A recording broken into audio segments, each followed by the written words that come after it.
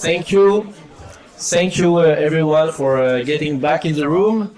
I hope you enjoyed the lunch in the summertime here in Paris. I hope you enjoyed that as well at home if you're or at the office for those that attend online.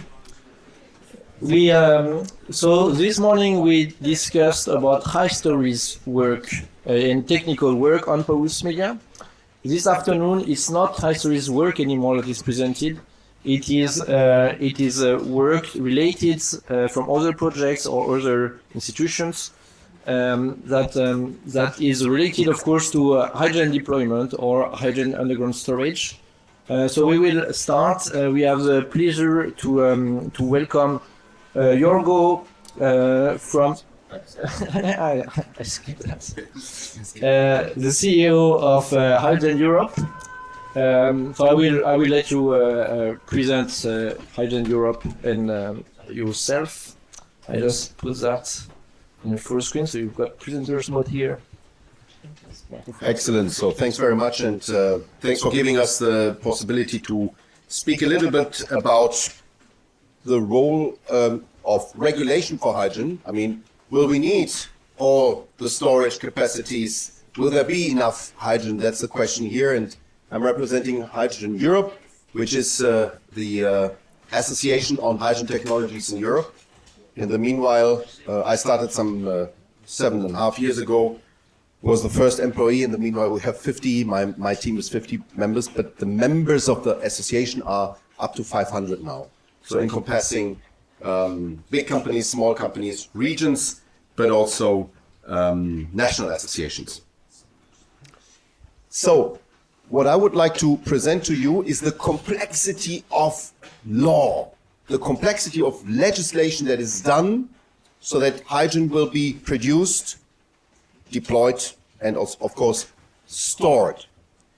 And it all started with, in 2017, 2019, with some not so ambitious targets, and with the idea of having a clean energy package that was still with the old European Commission before the European Green Deal was done. And then something happened. In between 2019 and 2020, we came up with a strategy called 2 times 40 gigawatt strategy. Very visionary, 2 times 40 gigawatt electrolyzer strategy. And half of my members said that's too visionary, that's too ambitious. And then the pandemic happened. And with the pandemic, there was the threat for the guys who believed in the European Green Deal that people want bread and butter. They don't want big targets anymore. They want bread and butter. And Frans Timmermans, the Dutch commissioner responsible for the European Green Deal, he saw this paper. He saw the 2 times 40 gigawatt paper, and he said, this is a good compromise because it makes molecules green, but it keeps jobs. It keeps the possibility to turn this into practice alive. And that is why the hydrogen strategy by the European Union was adopted quite soon after we presented that paper, 6 months later, basically, adopting also the figures, the 2 times 40 gigaplan. And at the same time, with the pandemic, there was a big recovery and resilience plan, mainly money for the economies, you remember that, and this money still has not been spent. So it's still there, it's important for deployment, possibly of hydrogen later on.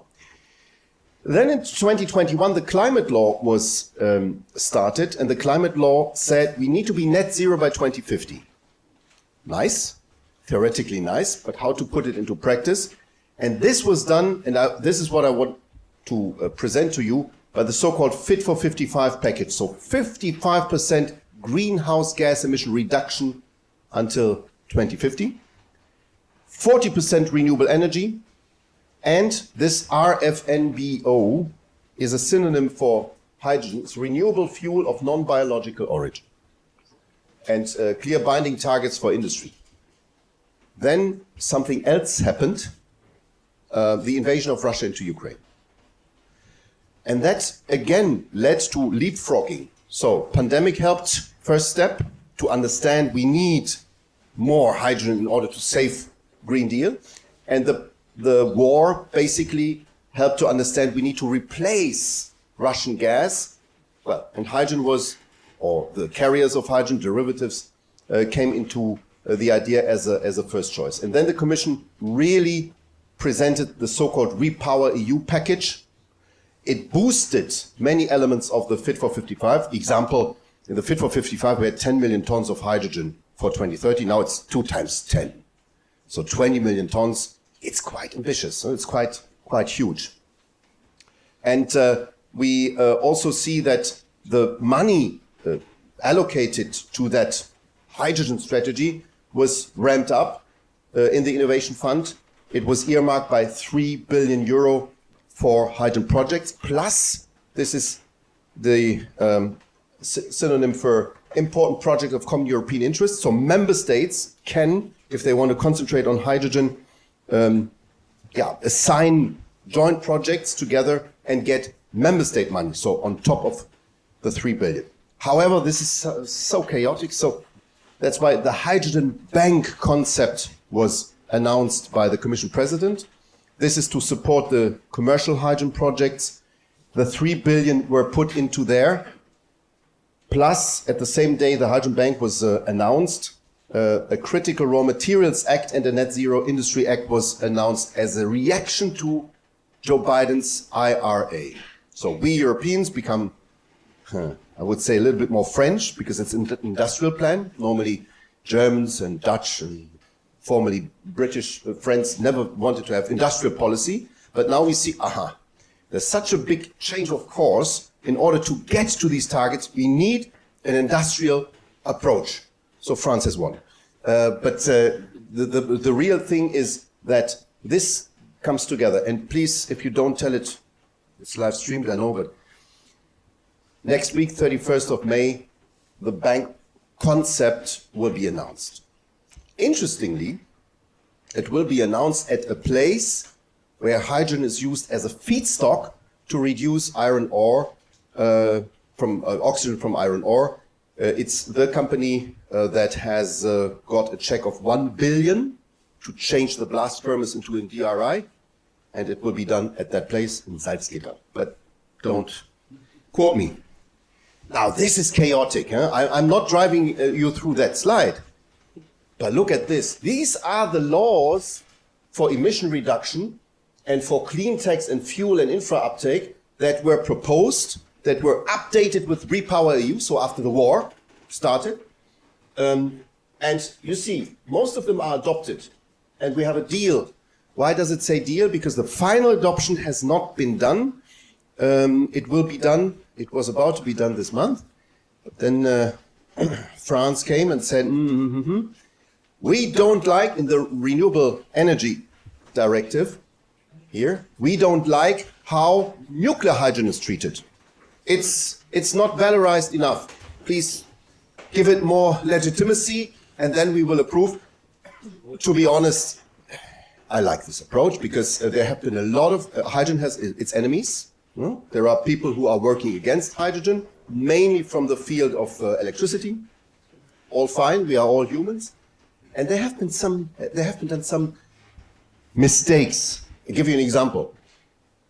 Ammonia is very important as a carrier of green hydrogen. Green ammonia has in the list of eligibility been dropped out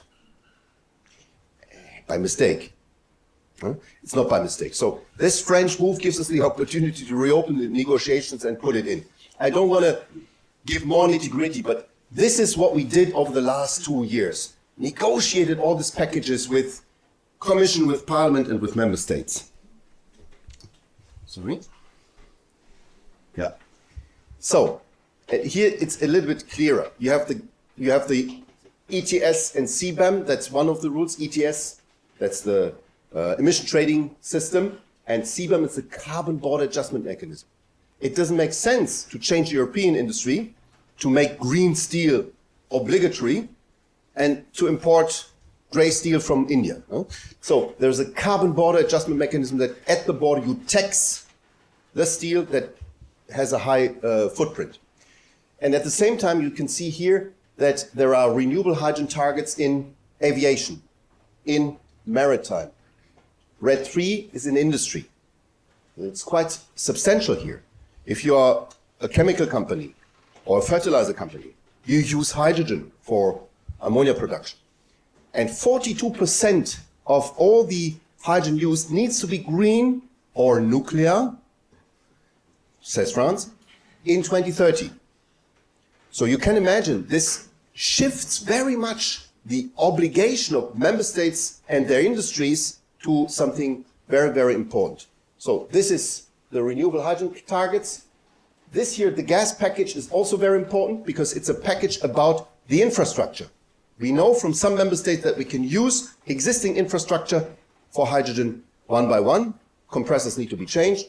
Other countries were a little bit more reluctant, France, but with H2Med, with the perspective of H2Med, we have also France on board now, heavily so. And the gas package is about how to use that grid, who pays for the repurposing, how to unbundle it.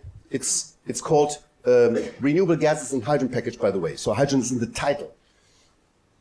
I told you already about the critical raw materials and the Net Zero Act.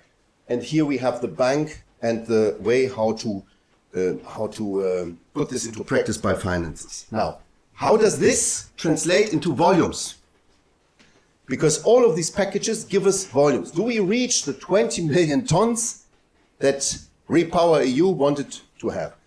If you add all these elements here, so the obligation 42% for industry, chemical industry, maritime, aviation, you see it's tiny bits, it's important, but it's tiny bits. Then in transport we have some targets. You see here steel, it's very interesting, 1.6%. Steel needs to invest into capex. You cannot, like in chemical industry, just replace from green hydrogen with gray, gray by green. You need first of all to ramp up, I mentioned Salzgitter, 1 billion investment into the blast furnace. Chemical can do immediately, steel cannot. So this 1.6 million tons per year need first a capex investment.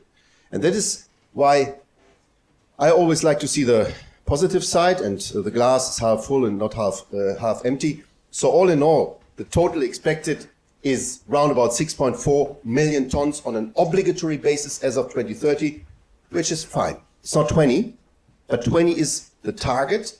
This is the obligation. It's a very important step to overcome the chicken and egg dilemma.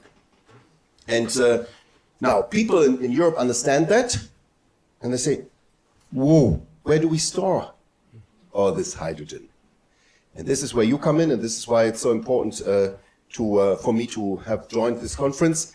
And I was told I have only 20 minutes, so I would like to have your remarks or questions for the last 6 minutes, if you allow. Merci beaucoup, thank you very much.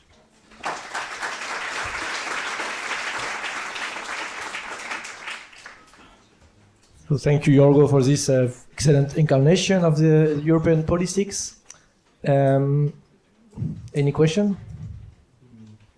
I shocked you, I know. It's complicated, but you see, you are engineers, most of you. I'm a political engineer. You see, this is engineering. Well, you need, it's because sometimes you also need to use the pressures the member states are on. Right? So of course we use the Germans with pressured by replacing the Russian gas by something else. Of course we use then the pressure towards President Macron when he was against pipelines. He had pressure from Spain and from Germany, from both sides. So pressure is always good, or jealousy. But this is political engineering, and it's fun. You don't need Netflix. Question? He's a connoisseur of hydrogen in Europe. Yeah. Thank you, Jorgo, for your energy and your valuable presentation. So now we have the obligations, we have the money, thanks to the bank. What about the regulation? What about the regulation? Yeah, the regulation, the government, you know best, just blocked, so to say, one vote. Again, I'm happy about that. It just postpones the final vote, maybe maximum 2 months. But in autumn this year, we are done. Where you saw deal, it's deal. So we just need to vote, and that's it. And then the obligation start until 2030. We are, I mean, it's timely. It's quite, I mean, 6 years, 6.5 years. So that's the regulation. There is, of course, this thing on defining green hydrogen, renewable hydrogen. You have heard possibly that this has been done via a delegated act. A delegated act is members of parliament and governments delegate their power to the commission. They say, this is so technical, you do it. It is not technical, it's highly, highly political. And here we have an issue, and thank God France intervened. We have an issue that the delegated act is not bringing us into a competitive position with the rest of the world. Because it says at one point, I describe it, and then you can tell me whether this is good or bad. As of 2030, you need to prove on an hourly basis, every hour, where your electricity for the electrolyzer comes from. You could say, fine, it's easy. It costs a lot of money. And if the power comes from a wind park that is older than 3 years, it's not green. If you charge your Tesla with coal-based electricity, it's green, because it's electricity. But if you take wind energy, and it's older than 3 years, no. This is the principle of additionality. It's bullshit, sorry. It's bad. And it's made by people who want to contain hydrogen in a small sector. There are so many multipliers for electricity. Don't get me wrong, I love batteries, I love this thing, but you need to do it on a balanced way.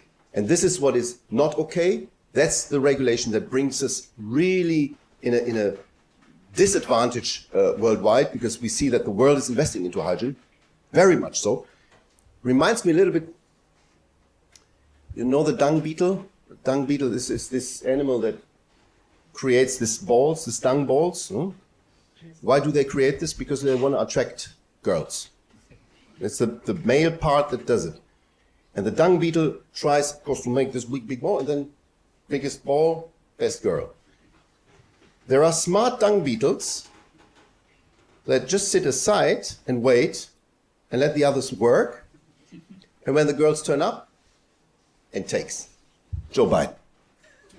Joe Biden did exactly that when it comes to this legislation. He came up with the IRA. The IRA is so clear, so pragmatic, so attractive. You get $3 per kilo of hydrogen just like this if you decarbonize. No color. Is it nuclear? Is it green? Doesn't matter. He's right. Sorry to say, he is right. Because this is what we need. We don't only have time to market, we also have time to decarbonization. So if we wait for the electricity guys, we can do. It takes longer. I have 4 daughters.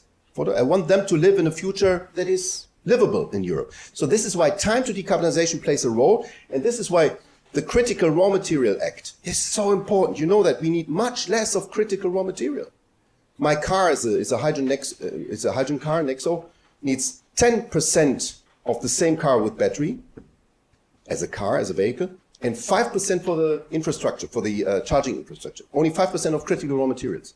You see, these are elements that we need to think about, because it's a system-efficient approach and not this boring, energy-efficient approach. It's too boring, because it sets us behind.